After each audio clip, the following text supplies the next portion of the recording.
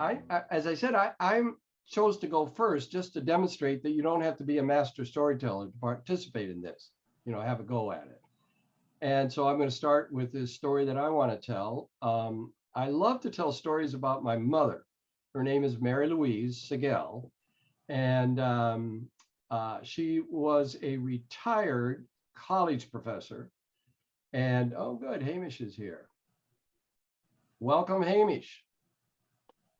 So I was just starting to tell. I'm the first on the list here for telling a story, and she had taught at Northern Illinois University, and was she was retired, but not because she wanted to. She was forced to retire because of age. They had an age limit, and you got to go past 65. But and finally there was some, and they said you can't teach her anymore. And they treated her with a lot of respect and everything. But she did not go quietly. She had a very sharp mind and a bit of a scholar, and in fact, she kind of launched on what became her project. Her kind of lifelong project was to write a book that was dear and near to her. And she wanted to have this book for teachers in the classroom that they could actually use to help them with the daily challenges of teaching. So, in any event, here she's going along. And on her 80th birthday, my sister and I kind of organized. Well, I'm the one that really organized it. I'm kind of that way. And we organized this big party and invited people from all over the country to come. And my line was, this might be the last time you get to wish her a happy birthday. I mean, it was, it wasn't based on any kind of reality. I just thought that people would go, yeah, time's a wasting. Let's go. So they all came, and then she proceeded to keep living and living, and I couldn't pull that one off anymore. People just didn't pay any attention to it. So she had a series of hospitalization. None of them, I mean, they seemed serious enough that either my sister or I or both of us would have to fly to Illinois. She lived in Florida. I lived in the state of Washington. And, sort of be there, kind of help manage hospital care and all that kind of stuff. And the last time, we put it to her, we're not going to keep doing this. It's too disruptive to our lives. You can either do this on your own, or you can come and live near us. Don't have to live with us, but near us. And she chose to come to Washington. And it ended up that she lived with us from the time she was 90. And everything kind of went, it's challenging to have a parent live with you.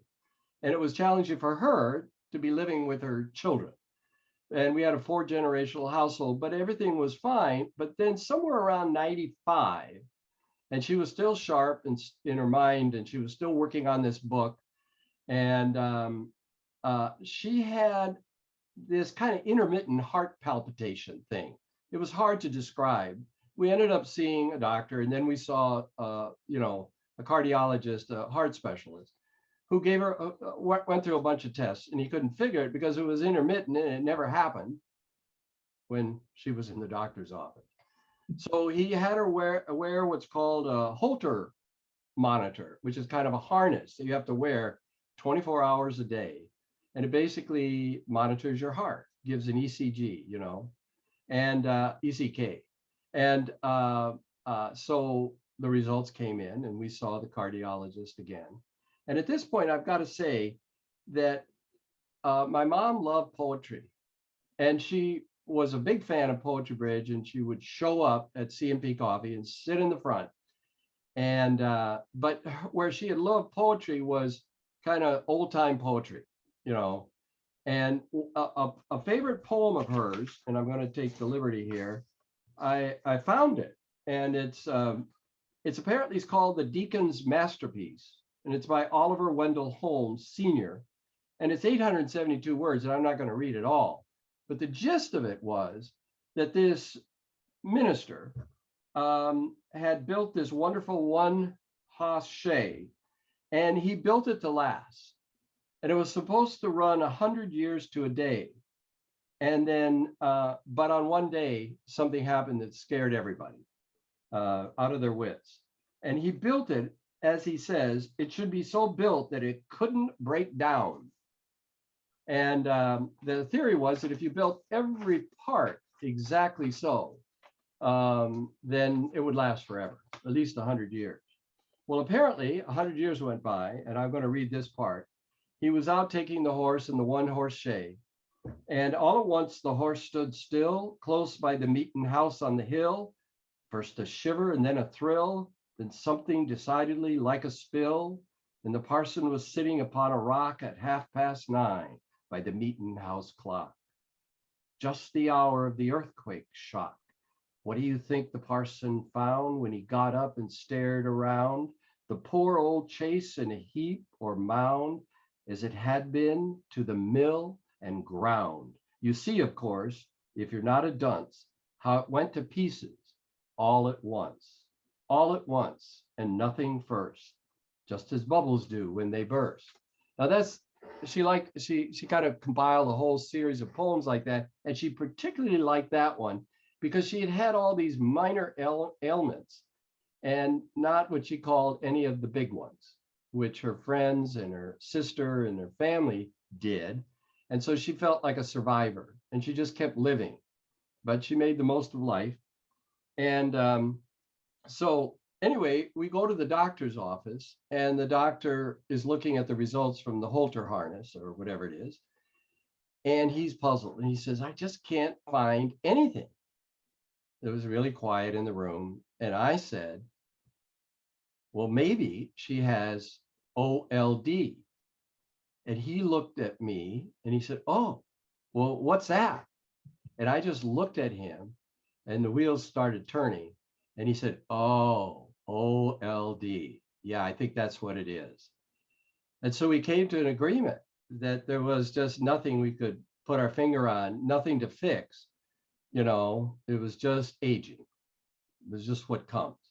So the advice was, the remedy was to not pay any attention to it, not get anxious, not be concerned, not be afraid, but just go on. And so she did. She went on and she stopped paying attention, and the years went by and she lost some mobility, but she kept at it and she kept working on the book. And once a week, she would create a whole dinner and a new dinner out of a new recipe book. She was a very good cook. And so that when my wife came home from work, there would be a meal prepared, and it was like 5 courses. So she was, plugging along. And then she lived to be 100 years old. And she was still sharp, still doing all these things. And then one fine day, it was, by the way, just parenthetically, on Mother's Day, this is what happened. And this is the last, line again. You see, of course, if you're not a dunce, how she went to pieces all at once, and nothing first, just as bubbles do when they burst. And on that day, that was just the end. And there wasn't any one thing that kind of fell apart and kind of, created that you couldn't carry on. It's just like, I think she was like that one horse shay. It collapsed and she was gone. And that's my story. Myself. My story tonight is going to be about my friend from college, George Fell. And when we were in college, about sophomore year, we were like just getting to be best friends. We went out together like we were double dating, and we went out with our girlfriends together and hung around together. But he was having trouble in school, not doing well.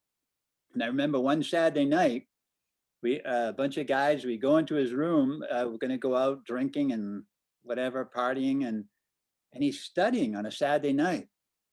And we say, come on, George, it's Saturday night. And George begged us to leave him alone, right? I mean, he begged us. He said, please, I'm in trouble. I'm flunking out. And, in our youth and our stupidity, we just ignored him. So the guys are grabbing him. I go and I took his book and I closed his book. And I always think of that expression, closing the book on someone. I closed the book on George Fell. And despite his begging, we got him out of his room this Saturday night. We went out drinking, partying, whatever. And I was telling him, you can study tomorrow, right? He's going to sleep late. We're gonna watch football and stuff. And it sort of like lost his initiative there a bit. And within a month, he would flunk out of college. He was done. And so you look back at that night when I'm closing the book on him, and his friends, we should have been helping him and encouraging him. We didn't. We have our draft deferments. This is 1970. He gets drafted and is going to be going to war. In 1970, when he gets drafted, I finally graduate and go to Vietnam. And in 1970, he's being sent over to Vietnam to be a part of the invasion into Cambodia, May of 1970. And he dies there while I'm in Saigon. I don't find out about this until later. And I think back on, closing that book. I mean, now it's literal. I literally shut the book on George Fell. And he would die. I mean, almost like, I understand, and it's not like I feel guilty or have nightmares about it or anything like that, but I understand that the way we behaved was irresponsible. And, I always tell that story in school so kids will know things happen, things have repercussions, later on in life. And I just want to share with you, if I can screen share a bit, there is a Vietnam Wall picture of George. And I hope you can see that okay. But this is George Fell in his high school picture, I think, really, because he looks pretty young there. And you can see the May 23rd, 1970, date of casualty. That's such a funny word because I always think of it as, I guess casualty really means dead or injured, but here, of course, he died. And that's coming up on the 51st anniversary. There's one other photo. Look at the comparison. Look at him as a soldier, I mean, I can't even imagine him like that. Just this nice, quiet kid, and there he is as a soldier. And here's that high school picture. He looks like a little boy there. I mean, he looks so young in that picture. And then they have people who write remembrances. Some people will write them just for everybody. Like you can see this person didn't know him, the first one. Thank you for your valiant service, soldier. Then I wrote recently, coming to that, the anniversary, the 50-year anniversary. I wrote a poem that was published on that date, celebrating that 50th anniversary of his death. And I just wanted his brother to know, and the family and friends know, that all his college buddies still love him and miss him. He was a good, kind man, and that we talk about him. Is that a little bit of guilt, perhaps, and just a love of the guy. He was just such a good guy. And here's his brother. Wish you did not die. I miss you so much. And when you got killed, it tore our family apart, even with a little misspelling there. You can see how it's not just one death. The casualties spread out to a whole family. There's no telling what happens in the family when someone dies. And then we have more people who write just in general. I think they go through and write to make sure everybody has at least something said. They're probably guys that no one ever writes to, so there are people who just write in general. Again, he's a brother. I miss you so much. You're a great. It's so powerful to read. I still miss you. Wish you did not die. I will miss you till we meet in heaven. And we meet again in heaven. And, again, we'll meet again in heaven. And goes on like that, where he wrote several times. I don't know if you ever saw my note. Finally, here's one where at least someone who worked with him, or no, a high school student wrote in. And then someone who worked with him. And I think someone who went to college with him. So I wanted to make sure there was something there from college, from his college friends. And so that's what I did there. But it breaks my heart when I see him there, and when I think of that and what might have been, instead of what happened and how we need to care about each other, and we need to think about each other. We need to think about consequences all the time. Not only people we know, people we don't know, like the president speaking or spoke, and we need to show our concern for everybody and do those things that help people out. I think that's it right there. Thank you, Jimmy. After such moving stories, I will pitch mine in. And my story tonight is about when I immigrated to the United States. And in 1990, I came to the United States for school, and I thought of myself as already a world traveler, already had a keen interest in traveling. And so at my university, the university that I went to in Georgia, they, at that time in the 90s, early 90s, they started to promote study abroad. And so the very first semester, that I was there, they came around and they were talking about, study abroad and, the great opportunity that it was and stuff like that. And so they asked who, was willing or who would be interested, who was going to come to the meeting. And I put up my hand quickly and I said, me. And my professor was like, Wendy, you just came. You can't go anywhere yet. You can't go anywhere yet. You just came. We don't want you to go anywhere. And so after about, when I was about to graduate and I applied to, Bowling Green State, this was a graduate program that had a study abroad, included in the program. And so, I was, interested in that. And the study abroad program was the first year was in Mexico, Guadalajara, Mexico. So I was ecstatic. I was enthusiastic about it. And everybody was, excited for me. And so we started planning and everything and at school, because, at school, my sister and I, we were sort of part of school because we had no family in the United States. So, school was home. We knew everybody knew us, and it was a small school as well. So everybody was preparing, giving advice and stuff. And that was on my front. Then from Bowling Green, I had the coordinator, and he was, helping me to plan and prepare. And then there was a student advisor. And so the student advisor and we had been talking for a long time on the telephone and stuff like that. And we felt as if we knew one another. And so the day finally came when I had to leave. I had to leave my family. I had to travel. And so I went to Hartsfield with my luggage and everything. I had 2 huge bags, big, because I was going for a whole year. And so I took the plane and everything went smoothly. And then when I got to Houston and, I was about to check in, they said, where's your visa? Where's your visa? And I had no visa to enter Mexico, none. Nobody had told me. The coordinator didn't remember. The student advisor didn't remember. Nobody remembered. And I never found out. And so I was in this predicament, huge bags, and was like, I was like, I can't go back home. I don't want to go back home now.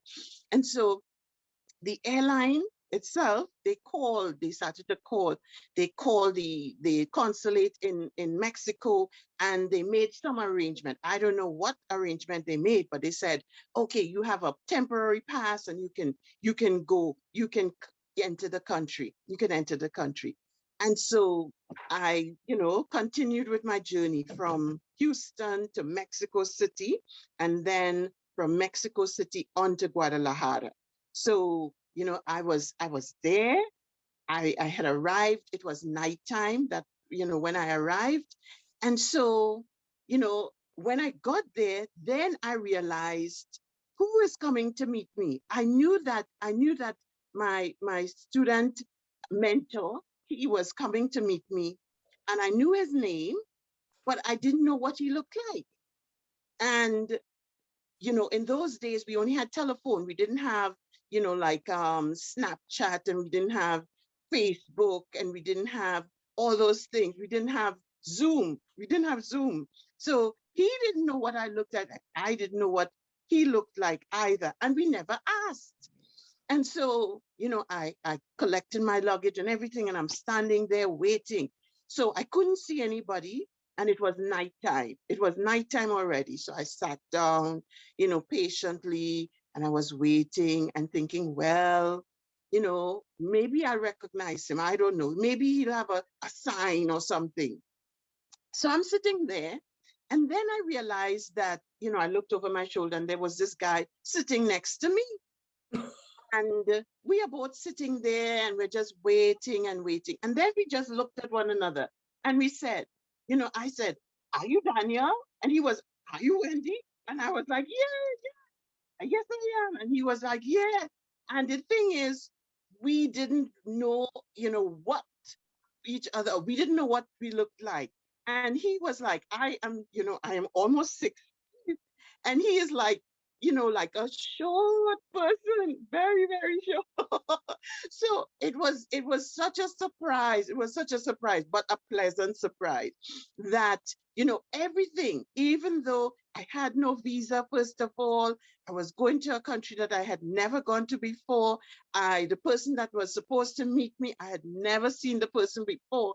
Everything just worked out, worked out, in some way, and worked out for the best, I think.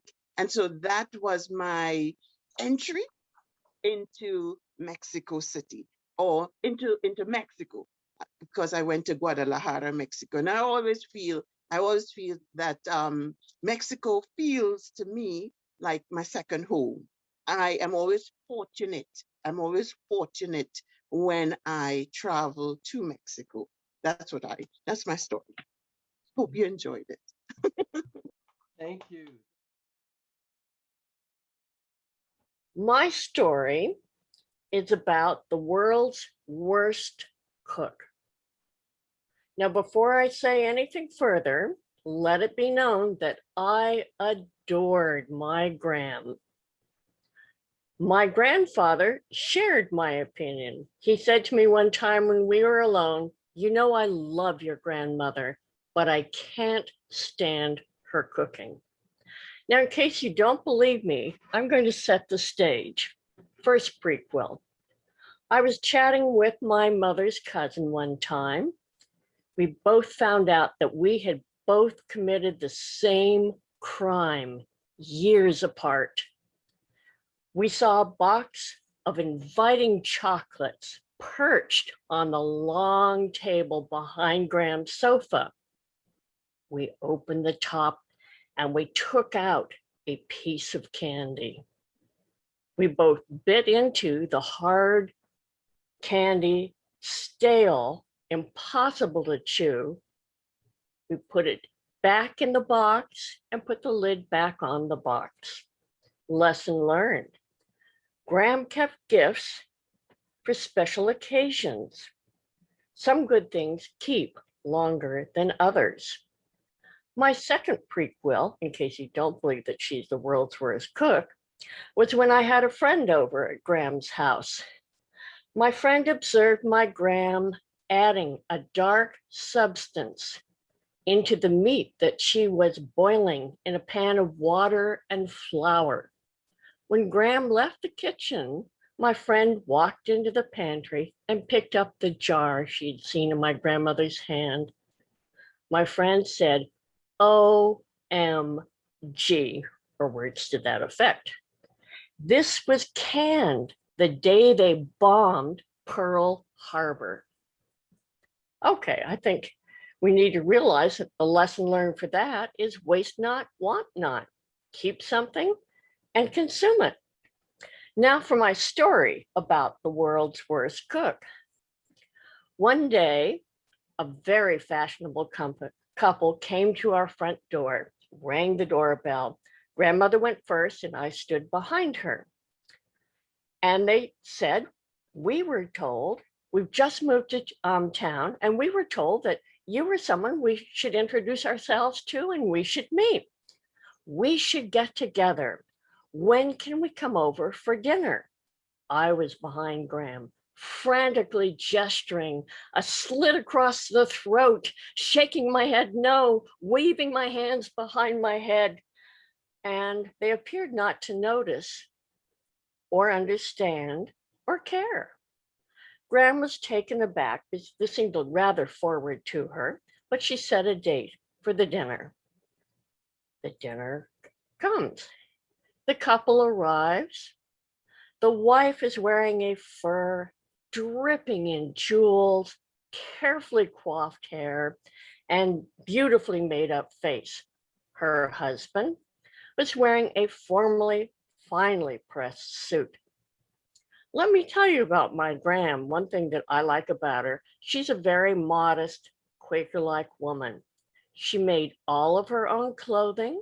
She never went to the hairdresser and most certainly did not wear makeup. And to add to it, she had spent most of the day grubbing in her garden and only just slightly brushed herself off and washed her hands. Well, next happened.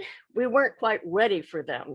They did arrive on time, though. That's not their fault. So we asked them to be seated. They suggested that we give them a cocktail. My grandparents did not drink alcohol, none.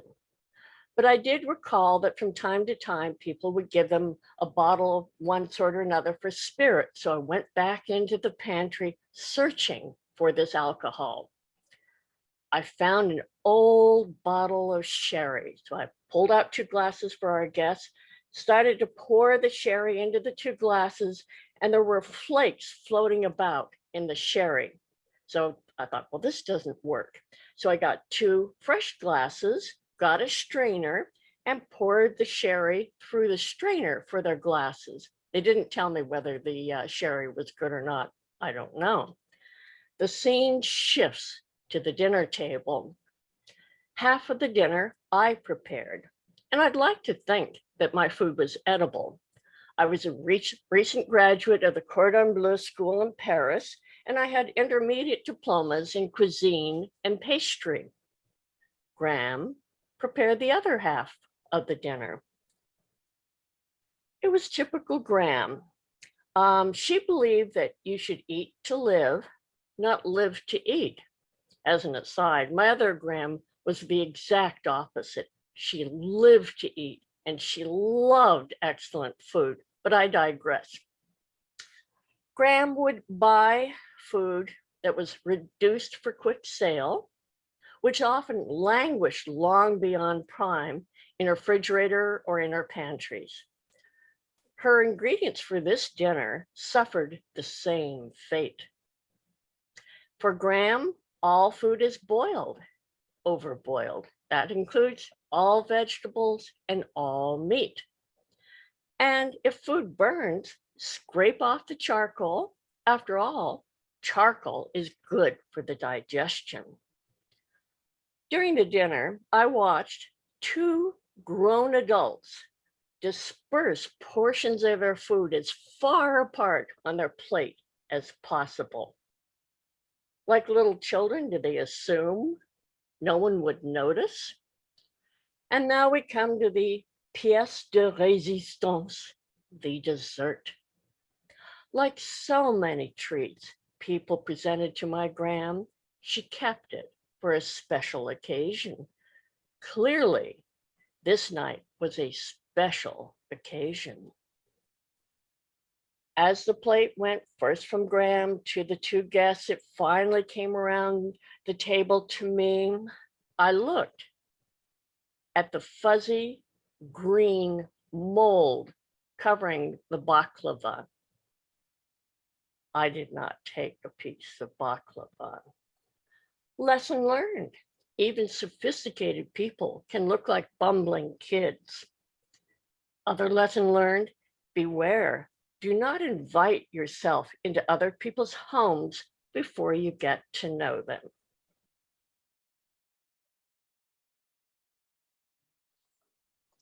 This story is about my parents, Padma and Narayan Swami.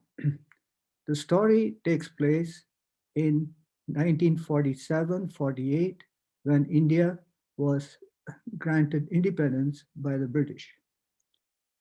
At the just after partition of the country into India, which is predominantly Hindu, and Pakistan, which was an Islamic state, there were scores of Hindus and Muslims caught on either side of the frontier.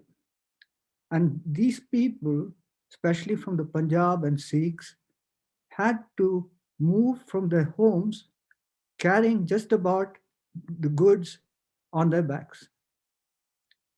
My parents were the only Hindus left in Fort Sandaman, as it was called in those days, or Zob, as it's called today. This is in Baluchistan, and the locals are Pathan tribesmen who have always lived in a state of anarchy.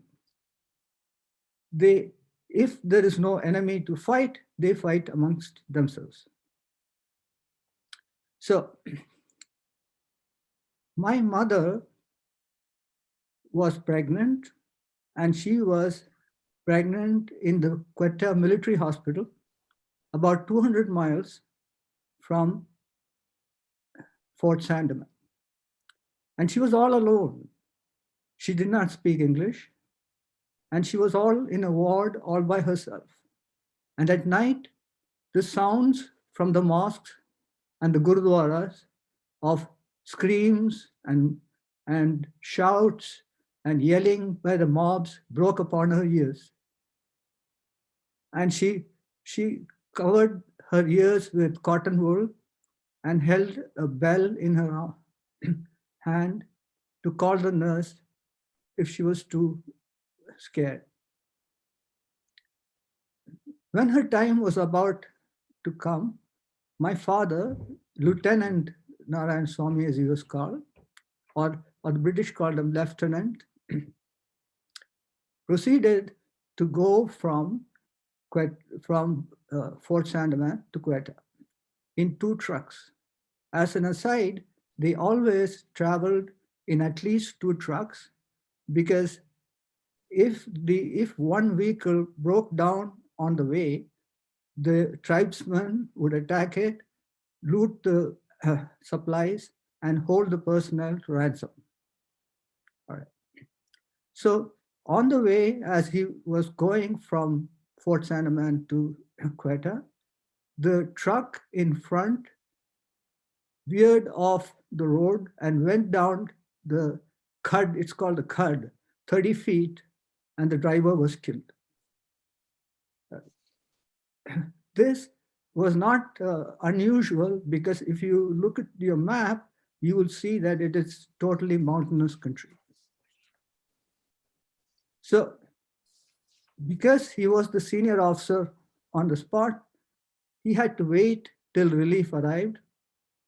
And there was an ammunition box unaccounted for.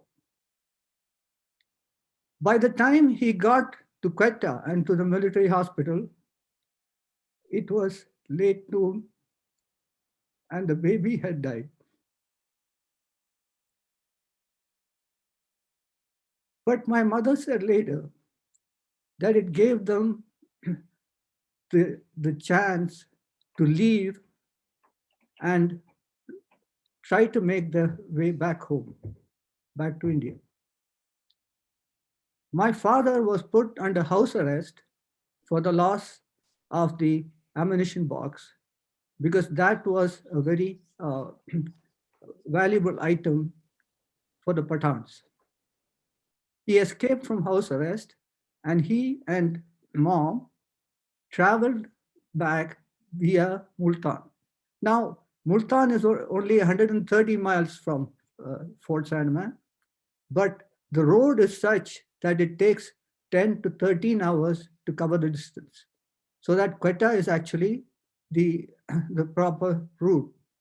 But he took this route because he figured that there would not be pursuit in that direction. He also forged identity papers that showed him as an Anglo-Indian officer. Now, Anglo-Indian is basically, a mixture of Indian and English descent. And he was fair enough to pass off as one. And my mom wore pants and shirt and a silver cross around her neck. And he forged the documents so that he had a warrant that would let him onto the train without having to wait for a ticket. And he was also armed with pistols on his belt. So it was like being in the Wild West at the time. And the thing was that although they were mobs, but faceless mobs, even faceless mobs, do not attack armed people. So he got onto the train. They were going by train from Multan to Karachi, and a journey of some 600 miles. So he was in a 6-berth compartment, and once he got in, what would happen was at the stations at which the train stopped, the doors would sometimes be opened and the mob would come in and massacre Hindus. And so what he did was he had taken weapons. So he spread out his hold-all, he pulled out a Sten gun, and he warned the other passengers that if any of them tried to open the door, he would shoot him first. Anyway, they reached Karachi without event, and then once in Karachi, in such cases everything becomes uncertain. So the regular ships were full, so he had to wait and find out the extra ships going back and forth. So he would visit the ticket office every day while she covered in her hotel room, not opening the door. Eventually, they found a ship, they got their goods on it within 15 minutes and came across to Bombay. On the way, he threw all the pistols and guns that he had overboard. He surrendered at Bombay and he was exonerated and reinstated as a lieutenant in the Indian Army. Also, ever since that time in his life, even though he served in the army for a long time, he tried to avoid carrying a gun whenever possible. That's it. Thank you. About parents. So I have a story about my mom and dad. We were living in New York City, and I was, I think, about 11, and they were having their, let's say, 50th anniversary. I don't know that that's what it was, but it was some long-term anniversary. And I was the only child remaining at home as the youngest. Now, my mom and dad were very, very different personalities. My mother is sort of the reverse stereotypes. My mother was kind of a stereotypical male. She was very practical, get things done, very unsentimental, very hard-nosed, very much into reality. My father was very sentimental, very emotional. He would cry at weddings and so forth. So there was a lot of conflict over that. So my mother told my father, this was on their anniversary day, and she said to him, I know you're very sentimental. You want to buy me candy or flowers? I don't want that. I want money. If you want to give me a good present for the anniversary, give me money. That's what I want. And my father was shaking his head. He was kind of discouraged and I think a little bit disgusted by that. But anyway, so he sort of threw up his hands and he left. And all day he was off to work, and my mother was fretting about what he was going to bring, if he would bring anything. Would he bring money? So she said to me, there's a little florist shop about a block away, and that's where your father always goes when he wants to buy flowers. She was kind of handicapped. She found it difficult to walk. So she said, I want you to go and be my spy. I want you to go to the florist and find out if your dad, in fact, bought flowers for our anniversary. If so, I'm really going to be upset. So I went off to the florist shop and I said to them, you know, hi, I'm Lynn, and I'm just kind of wondering. I was really trying to be like a spy, like an undercover agent. I said, did you happen to see my father today? Did he come? And they said, oh, yes, it's so exciting. They said, no, you can't tell your mother, but he bought roses worth $144. Now, this is like, 60 years ago. That was like unbelievable, like diamond roses or something. So I went home and I told my mother that, yes, I found out that dad is coming. He's bringing you roses that are worth $144. She was so angry. And about an hour later, my dad walks in the door and he's got this big bouquet in his hand. And she let him have it. I told you I wanted money. And despite that, you went to the florist. You got flowers. I'm going to divorce you. This is terrible. What's the matter with you? And I remember the look in my dad's face. And it was kind of, he was depressed. He was sad. And also, I think maybe angry. It was not a good look. But he didn't say anything. He just kind of shook his head and he put the bouquet down on the table and walked into the back of the apartment. So my mother and I go to the flowers, we unwrap them. It's a dozen roses, and each rose has a $10 bill tied in a little bow around the stem of the flower. And I looked at my mom, I felt like, she had been shown up, and I also felt like pretty scummy myself that I had been the secret agent to come and tell her about these. And it took them quite a while to recover from that disastrous roses anniversary. So that's the end of my story. Thank you. Thank you. Okay, so this was a time back it was right around Labor Day weekend in 1969. And my brother was living away from home because he had shoulder length hair, and, whereas I would just have collar length because I was always kind of conservative that way. I just didn't want to be noticed too much. I think if I had shoulder length hair back then, I was getting beaten up a lot more. But so my parents sent me down to this place that they're living. He was staying in this apartment. It was close to the university in Cincinnati. It wasn't that good of an apartment, but so I was supposed to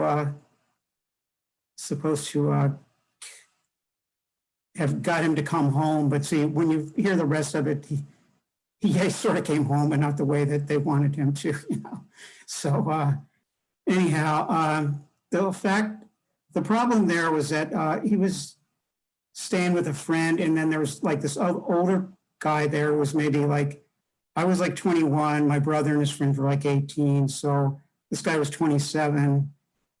And the thing, well, he hadn't paid the rent in about 2 weeks, so we were back at that apartment just, they had some, we had some opiated hashish, by the way, which wasn't very good, really. We smoked it one way, it was kind of weak, and but anyway, about a couple hours later, we got this knock on the door, and it was the police, and they came in, and because this guy had paid rent 2 weeks, they just busted all of us, really, and they, the problem was that we're just trying, me and another friend were trying to just do the really good thing. So we took, I took a hash pipe and put it in my pocket, and of course it had that opiated hash in it. So then my other friend took a joint, and put it in his pocket.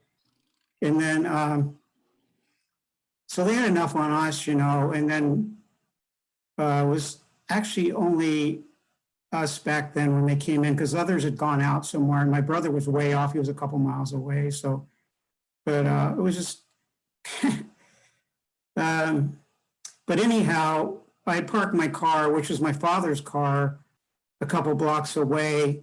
And we had this other friend who was about 15 years old, and he was a speed freak. And he had a kit, you know, where a needle and the kit, and he put that in the car. So anyway, it's me and my one friend got busted. And the other two came back, and they didn't have anything on them. So it was just like they couldn't only arrest them for trespassing. And then there's another, and I think that was just two, yes, the other two friends of my brother, but he didn't come back till later, and the police got him too. So what happened was you all wound up down at the Hamilton County Jail or the city jail, whatever. It's in Cincinnati, Ohio, by the way, which is just, God, it's just behind the times, you know. And so I told them, my father was, he worked for the Public Health Service in Cincinnati. So one of the cops, he was just like this patrolman. And he said, oh, it was this big bust, you know, which it wasn't, you know, but, and later we talked to the lawyer and he said, well, this guy's like 40 years old and he's still a patrolman, you know, so. But anyway, so we just spent a night in jail, you know, and then we got charged with trespassing, and me and my friend got charged with possession. So, yeah, well, the upshot is we had a trial about 2 or 3 weeks later, you know, and most everybody got off, you know, except me and my friend, because it was just illegal. They didn't have any reason really, you know. Well, we didn't have any reason to know that the rent hadn't been paid. So we got out in a technicality. Trespassing charges were dropped. They got me and my other friend. This later went on to like the early, the next January. And this one friend, his uncle's like a tax lawyer. So he had a much better lawyer than I did. So he got off, you know, and because it was like an illegal search and seizure really was what it was, you know, but they impounded my father's car. It was like there for about 6 months, you know. And, you know, we later, later he got it back, but it was just a real problem, you know. But then I remember driving, this is sort of funny, I guess, but I remember when driving on the way home, my father was really mad. I never seen him as mad as that. And he said, don't you know that Timothy Leary is crazy? I said, well, I knew that already, you know. So anyhow, so I actually wound up getting busted. I mean, actually getting convicted for a felony, because back then in 1970, possession of marijuana was a felony. The next year it became a misdemeanor. 5 years later, it was just a civil crime, which you paid a couple $100 or something like that. So the only thing is the good thing is it got me a 4F. So, well, it's one of the things that got me a 4F. So I didn't have to go to Vietnam, like, you know, so that was sort of, you know, I forget what you call it, but kind of a blessing in disguise. That's not the right word, but that was about the only good thing that came out of it. So, but the funny thing is that, like my one friend, I guess I won't give you his last name, but his first name's Maury. He would call me 40 years later in 2009, said, do you know what tonight is? He said, no, I don't know. He said, this night we got busted, you know. And then he did that again 10 years later, which is only like, you know, a few years ago. And the funny thing was, if you looked at some of the people involved, what happened to them? Where are they now? Well, I'm not here. My friend Maury's living in Ohio. The other friend, Bill, and he owned a head shop too. So I guess he might have been a prime target back then, but it was just a kind of really, it made hardly any money, you know. I mean, he just made enough to pay his rent or something like that, you know. I'm sure he made enough to do that, because it's probably why he was in that apartment, because he was living in a head shop, you know. But, you know, so he went on and he got married and has a couple of daughters that are now like in their 40s, you know, and they have kids, there's grandchildren. Maury, and he never, well, I don't want to say anything about him, but he's living in Ohio, you know, now, and he around Cleveland, but I've seen him since then. But the funny thing was about the lawyers and the judges involved. Now, the that sentenced us, you know, he was just like a real jerk, you know, because one of the police officers who caught us, his last name was Testendorf, something like that. And the judge said, oh, that's a good German name, you know, which really seems appropriate because Cincinnati is a very heavy German population there, German American population. They settled the city, a lot of them in the 1850s came in, and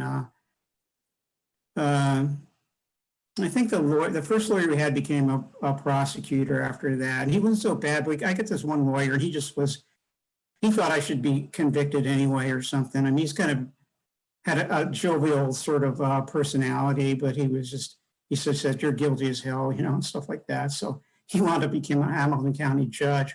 But the judge who convicted us, he lost, you know, lost his job, you know, he was in some sort of scandal about 5 or 6 years afterwards. So that was kind of nice to hear that, you know, but it's just, I guess any morals there is like, of course, now it's not so much a problem since it's still illegal in Cincinnati, but it's just like, you know, I say a civil fine, you know, but I would say, you know, never get convicted of anything in Cincinnati. They'll throw the book at you.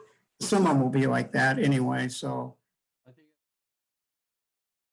Jerry, Hey, here's my story. It's a true story and it just happened. Last week, during one of my sessions, my psychiatrist fell asleep on Zoom. His head fell all the way down like this, and I think he was snoring. And I said, Dr. D, and he was like this. And he's like, yeah. And then he fell asleep again. And I thought, oh, is he testing me? You know, is it me? Am I boring or something? And I was really upset. I came home and I was telling everybody, and then I thought about my relationship with him. I've seen him for 9 years every week, and he's been an incredible person. He's a child psychiatrist. But then early on in our relationship, he would tell me about his screenwriting, that he was a screenwriter. And so you talk a lot about his play, and it wasn't getting sold to Hollywood. And we talk about that a lot. And then what happened earlier is that his wife died. And, you know, I felt really bad that his wife died. I found out because I saw it in the obituaries. And so I thought, okay, well, maybe that's why he fell asleep.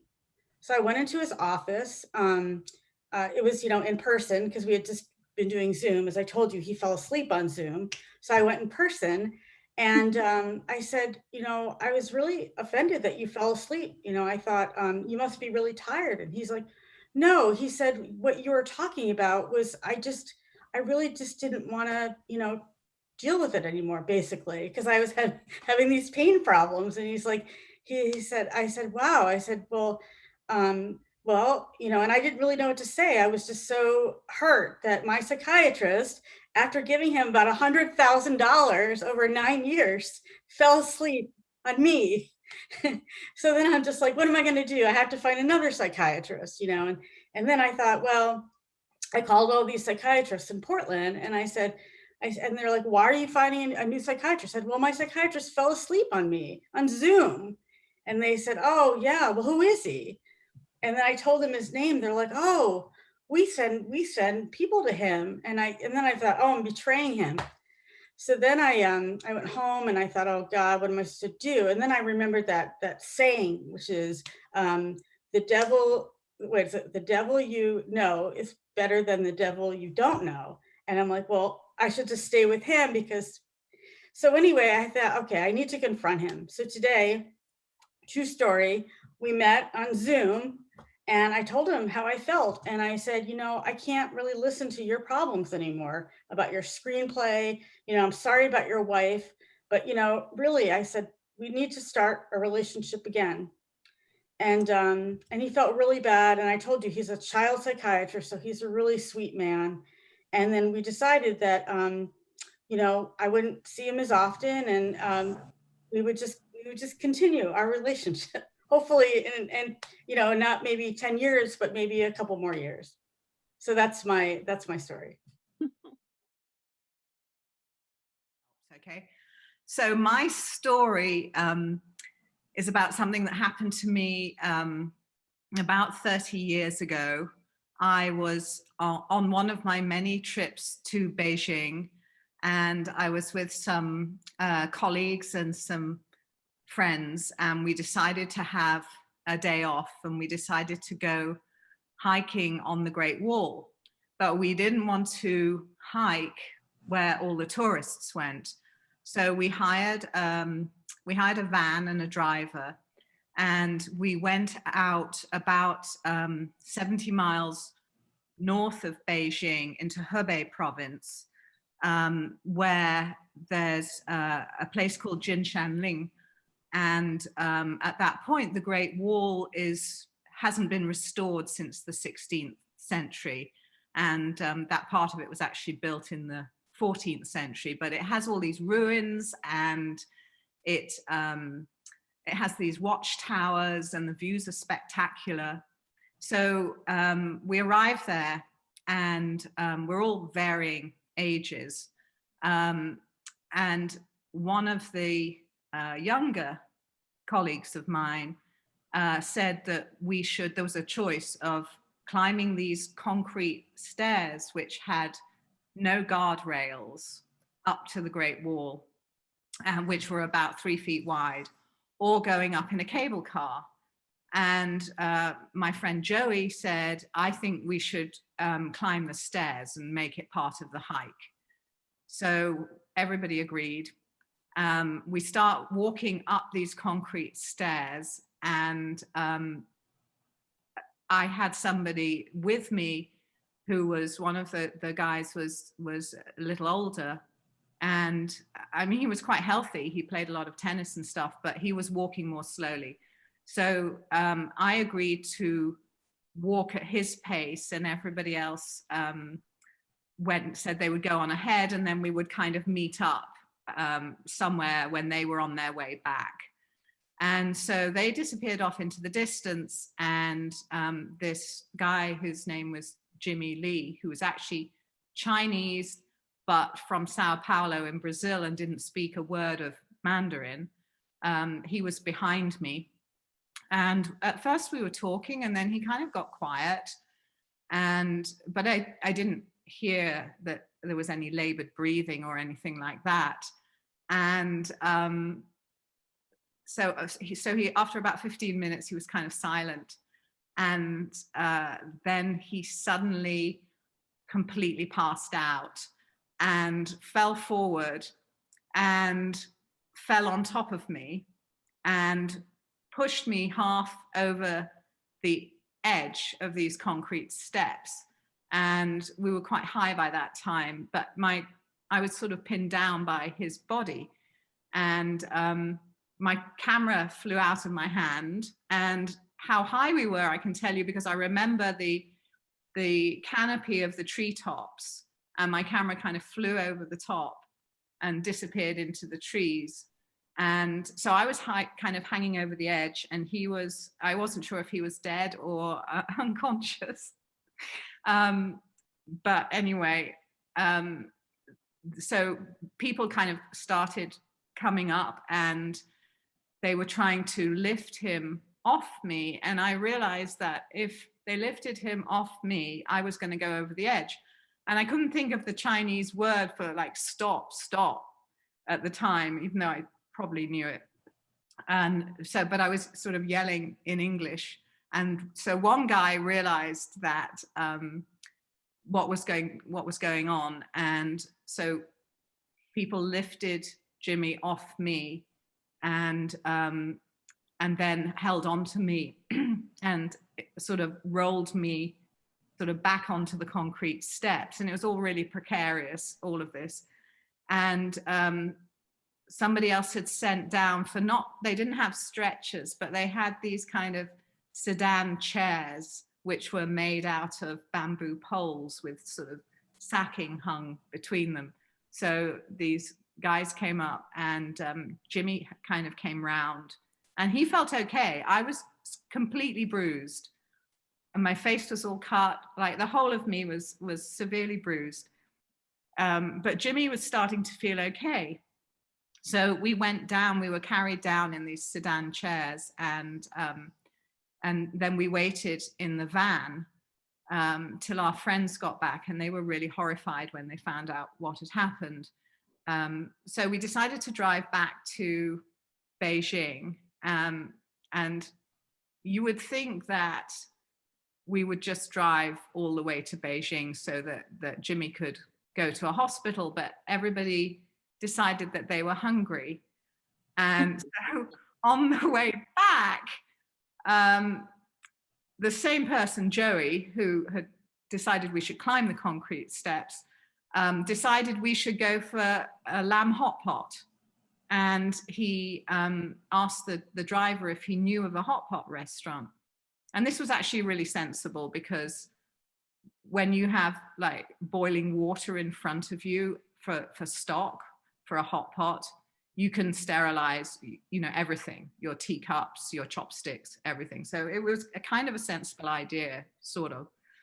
So we get to this restaurant, and I want to stay in the van, but this was 30 years ago, and the driver said, no, it's not a good idea if you just stay in the van, because there weren't too many foreigners around that part of Hebei at that time.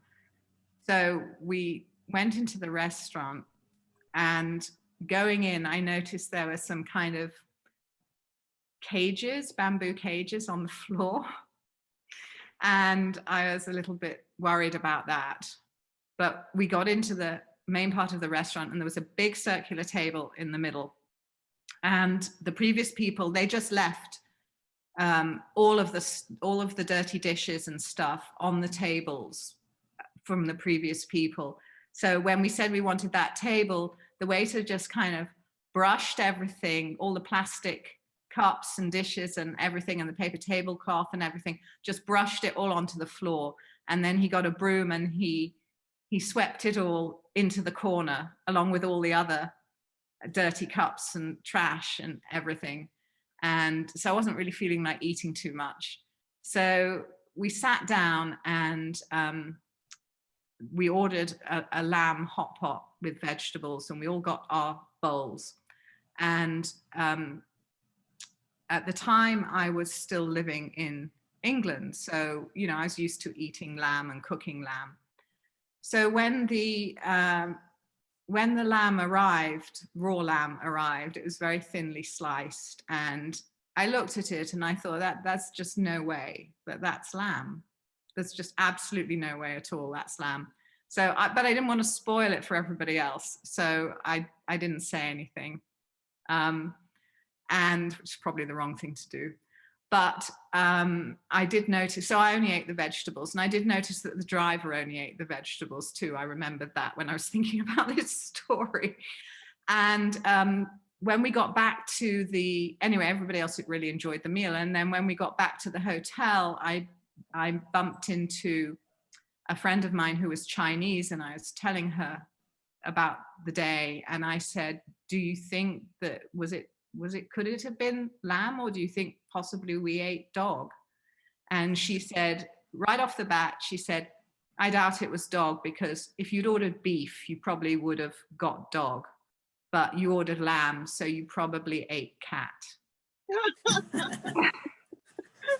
that was my terrible day 30 years ago, when I barely survived a number of things. But the last thing I want to say is that in the West, if you save somebody's life, they are forever indebted to you because you've saved their life. But in China, it's kind of a different attitude. If you save somebody's life, you are then forever responsible for that person. So I am responsible for my friend and colleague, Jimmy, who is now 88 years old and still living in Sao Paulo in Brazil. Thank you. Well, congratulations. Thank you. This story is not quite as exotic. One day I was in the National Gallery in Washington, D.C., and stepped into a room, and a quick look at the walls was discouraging. They groaned with glum portraits of rigid-backed, stiff-necked patriarchs whose will to dominate rolled off the canvas. I wanted out of that room as quick as possible. I turned to leave, but before I could escape, a flash of red caught my eye. It was a radiant red. I couldn't resist it. I turned, and with an open heart, I looked, and I was bathed in a shower of grace. Before me stood not a boy, but not yet a man, sheathed in a red doublet shot through with gold threads. He stands solid in himself, calm, poised, a face free of arrogance. His intelligence registers pitfalls and possible calamity. He understands the future is not guaranteed. Indeed, the heavy cloak he wears slips away from his thin shoulder. He hasn't yet and may never grow into it. It is spellbinding to be in the presence of this young son of 16th century Italian nobility and power.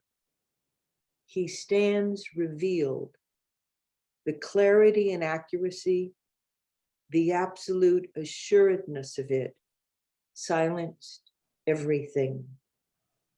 This portrait resounded with luminosity. It was so sensitive, so clear, so palpable was his humanity. It was shocking. He leaps off the wall and through 500 years and hits you in the heart. He is filled with promise and brilliance and goodness. His presence is a gift. Obviously, the painter had great technical mastery. It was painted by Titian, after all. But I'm not really interested in technique. I think of how much Titian brought of himself to this portrait. His deep understanding of the young noble is remarkable. Exquisitely sensitive, with dabs of color, he rendered a soul. This is the creation of a big spirit, a man with a capacity to look deeply and to see much, a willingness to be hurt by what he saw. It's likely that Titian's clarity about Renunzio was aided by Titian's understanding of his own son, who was about the same age as the young noble and whom Titian loved greatly. And now the portrait becomes two portraits, the portrait of the young noble and a portrait of Titian's love. Just as Renuncio's doublet is shot through with gold thread, this portrait is shot through with love. That painting lives and breathes in my memory. Now, when I remember it, I see myself standing in the gallery, watching with focused attention. Then I feel a presence just to my left. Titian has joined me, and we stand together watching the young boy man, marveling at him. Then Renunzio joins us. The three of us stand. A diaphanous gold energy hovers and holds us together. There is a soft conversation.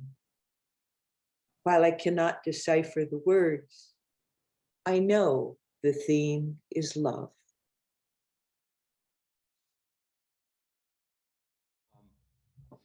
The time was 1970, and I had got out of the Army, and then I was working at the University of Spoiled Children for a while and hated the job. So I decided to quit. And I mean, what else are you going to do? I sold everything that I owned and was going to go to Europe and hitchhike around Europe, because that's what you do, right? So the guy, my friend Doug Plowden, who I worked with, begged me to wait.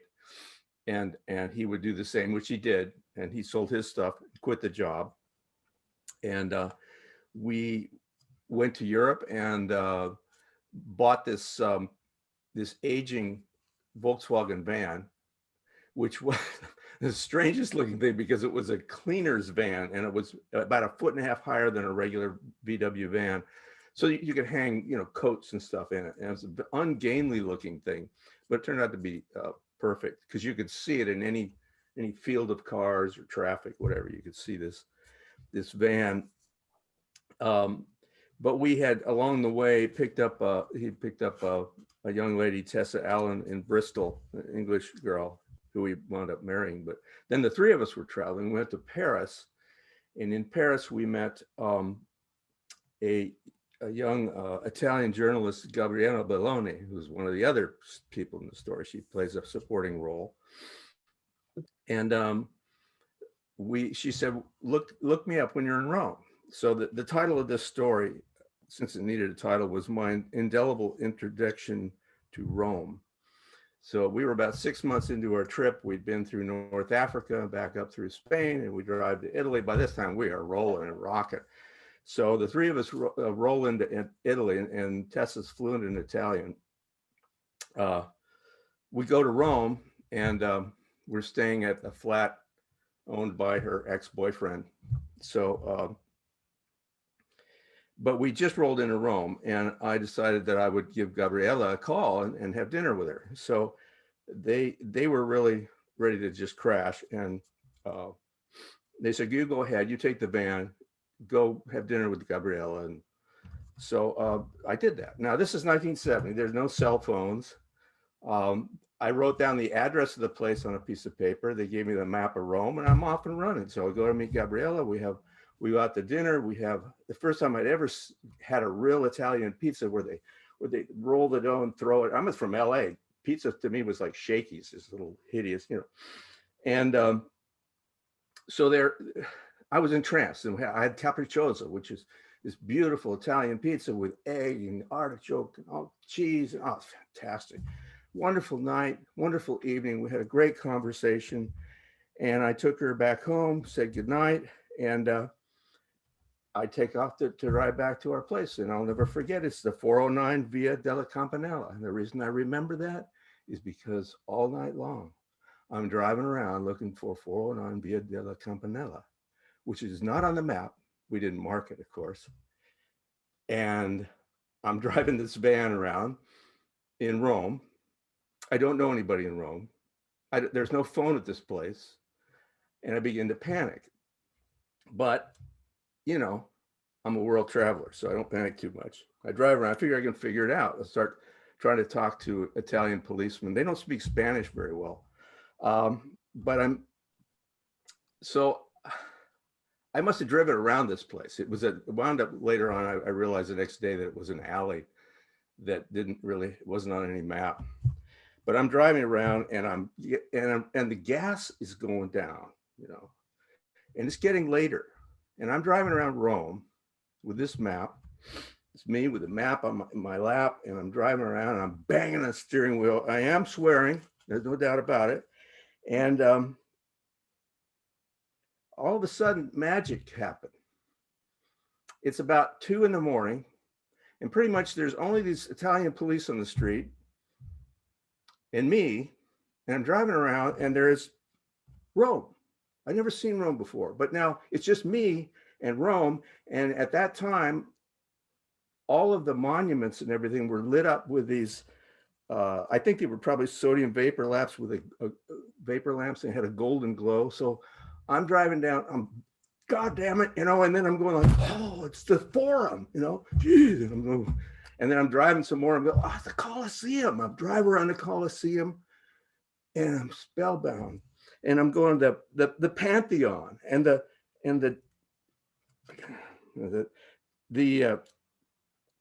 Fontana della Niara and the Trevi Fountain and you know, all these places that I'd seen pictures of, and I was just absolutely spellbound. I'll never forget it, because it was like this. If you ever want to see a city, go drive around at 2 to 4 in the morning.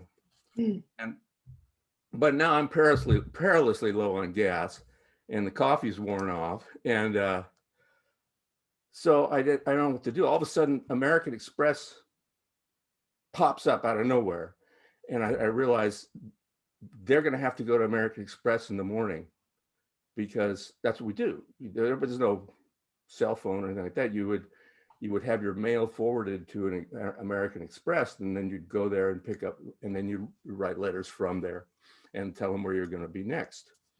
And so I just crashed in the van. I went back, went to sleep. You can't miss this thing. So they come sauntering along at like, I don't know, maybe 11 in the morning, and they come over there, bonk, bonk, bonk in the van, and they said later, "Oh, we thought you just got lucky, man, and you had a great time." So I did have a great time. I had a fabulous time, and I'll never forget it. And I haven't forgot it.